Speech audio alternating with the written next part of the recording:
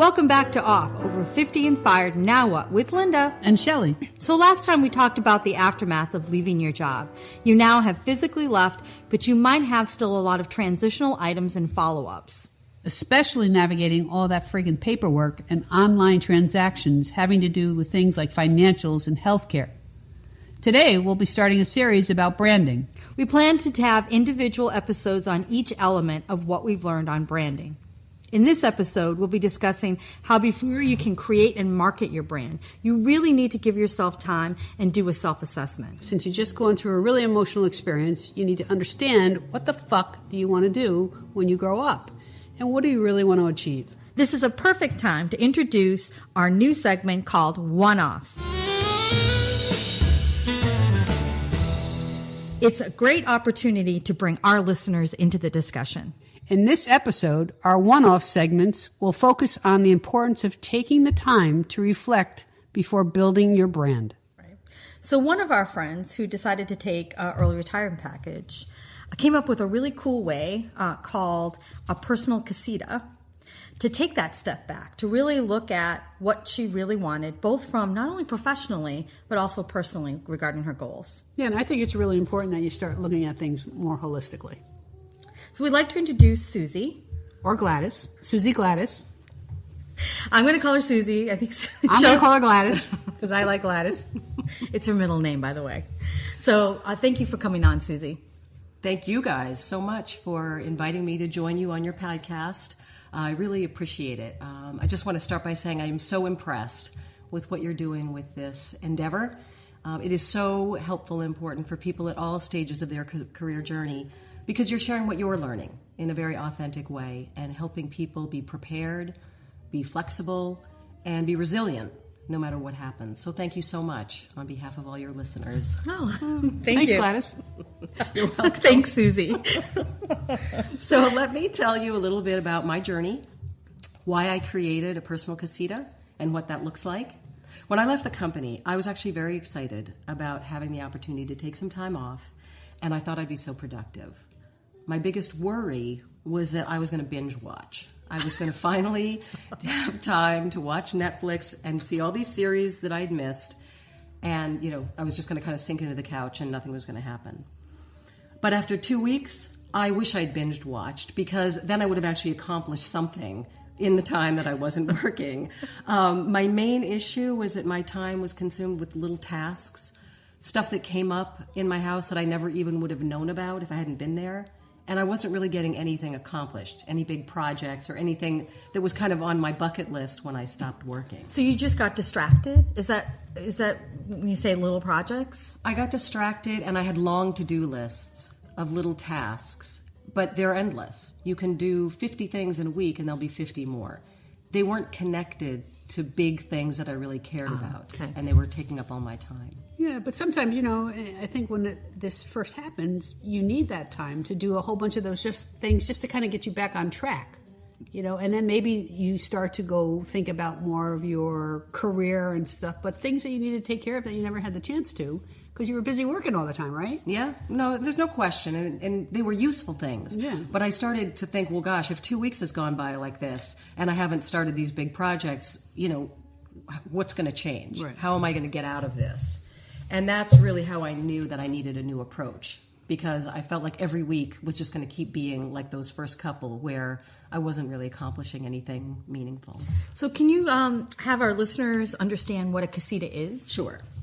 So when I really thought about what my new approach needed to be, I reflected back on what it was like at work. Like, how did I get things done? How did I manage my time? I certainly got projects done when I was at work, so what was different about that environment versus being at home?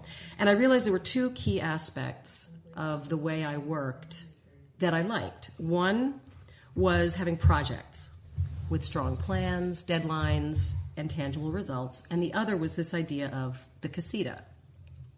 At the organization where we worked, there was a long-standing practice of having a goal alignment session in each department each year. And that session would ladder up to this one-page document, which we all called a casita, which was like a one-page visual representation of a strategic plan. Casita literally means little house in Spanish. And it's a wonderful visual to represent a strategic plan because you've got a roof with a sort of a vision statement. You've got the structure, that's your key strategies. And this is all held up by pillars, which contain the actual areas of focus and specific activities, which are going to hold up that strategy and mission. So I kind of had that visual in mind when I thought about, okay, how am I going to better approach what I'm doing and make sure I'm spending my time on the most important things, and also connect back, as Linda said, to what's really important. And as Shelley said, we can't really separate personal and professional anymore. So let me really think about what's important, where do I want to focus my efforts, and what does that mean about how I spend my time and structure my activities. I think that's one of the great points is you really can't separate out like your career and sort of your work from that personal piece. They sort of have to work symbiotically together in order for you to have like that life that you're kind of happy with, at least from that perspective. Yeah, but this is really the first time we've actually had the opportunity to do this, right? Because we've all been so consumed with work, a bazillion hours a week, focusing in on that. And you squeezed in and fit in personal time. Now, you're not doing that, right? Yeah. None of us are. We're trying to really take that step back and make it more, we're not going to use the word balance, but right. We just need to make sure that personal commitment and things are part of it now.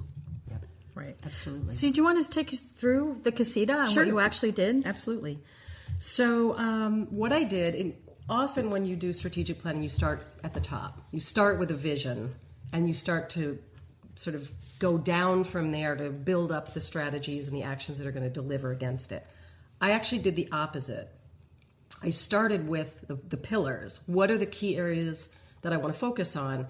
And then what does that say about me overall in terms of what's important and my own kind of personal mission statement?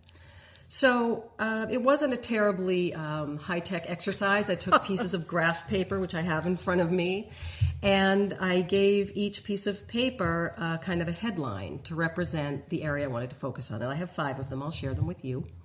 For each one, there's a topic, and then I also have a little headline, which reminds me of what I'm trying to accomplish in this area. So, Susie, I think one of the things that's really smart is I think people can get overwhelmed with trying to get that big vision statement or mission statement. That can be overwhelming. So to start with the things that you can kind of see and kind of feel, and start with those pillars, I think was very smart.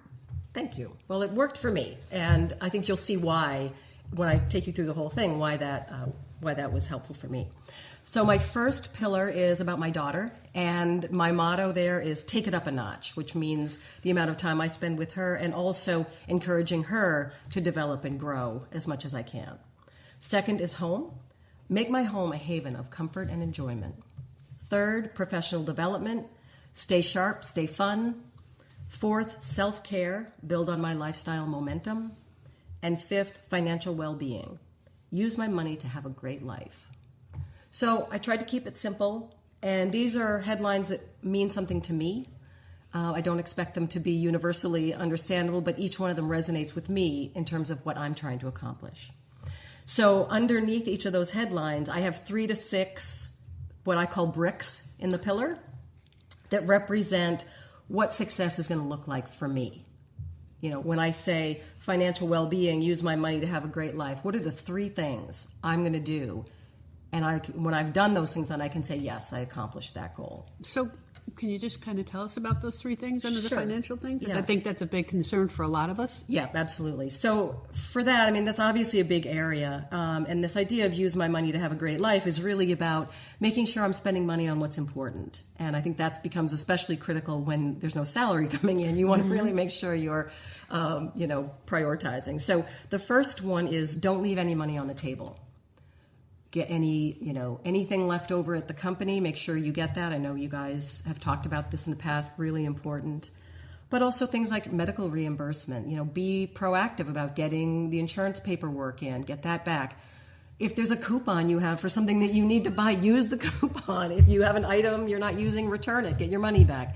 Don't leave any money on the table because you want to use that for something that's going to make your life great.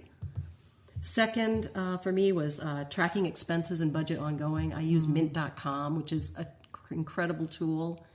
to help me really know where my money is being spent and whether it's really being used to help me have a great life. So that just helps you categorize everything? Is that what it does? Yeah, it helps you automatically categorize your spending. And it's very easy to update and maintain, but it's easiest if you do it ongoing. Mm-hmm. So for me, success in this area is doing it on a weekly basis so that I'm always staying on top of where that's going. But that's probably helped you in terms of, from a time management perspective too, because you've got this commitment and it wasn't something that you always did, and now you're aware of it. Exactly. Especially since we don't have unlimited funds anymore. Right, exactly. And that, to your point, it's also something that's easier to schedule. Like, I tend to do that on Wednesday nights. That's when I, write my checks, pay my bills, and update mint.com. So it makes it easy to stay on top of that when you have that kind of structure. And you sit down with a big glass of wine? And do it? Depends how it goes. And today's wine is a nice Pinot Noir. It's called WTF. So for those of you who may not understand Shelley's French, I'll spell it out for you. That's D''AUTREFOIS. And of course, I am not French. And the third brick in the financial well-being pillar is the estate plan. This is not a fun thing to do. It's very easy to procrastinate, especially when you're working, because you have to sort of stay on top of it. And this is one where I would love to get that done and use this time now to finish that up. Right. And you also have to remember in estate planning that even if you've done it before, you may want to reevaluate it because, during the course of your life in different phases of your life, the estate planning is going to look a little different. Yep. So you should always keep it refreshed and evergreen. Yeah. Absolutely. If you think about it, for me, my whole life turned around completely. So, I had to do all that brand new estate planning. So those are the three bricks in my financial well-being pillar. That's just an example of a way to try to make that real and also to be able to do things that I'm going to feel happy about and proud of and feel like I really accomplished something specific. So when you laddered up those pillars, what was the actual mission statement that you ended up coming up with? So what I did, again, this is low tech, so I've got these 5 pieces of graph paper and I spread them out and kind of looked at them and really just thought about, where are there some themes and common threads? What does this say about what I like? What does it say about what I'm good at? And what does it say about what's important to me? And when I looked at it, this sort of personal mission statement evolved. And it keeps changing, so it's never set in stone. But for me, what the statement is, I thrive in the sweet spot where organization and planning drive results, creativity, and connection. Because when I looked across all my pillars, when I really thought about what was important and what I wanted to accomplish, this idea of really finishing some important things resonated. The idea of being creative, trying new things, learning, using this opportunity to do new stuff, but also connecting with friends, with family, networking, all of those things bubbled to the surface. And what was kind of fun is once I figured that out, I realized that really needed to be incorporated into my professional marketing plan, because those are things that I want to do in my professional life as well as my personal life. So I made sure that those ideas are reflected in my resume summary statement, my LinkedIn profile. They are reflected in the accomplishments that I've called out on my resume.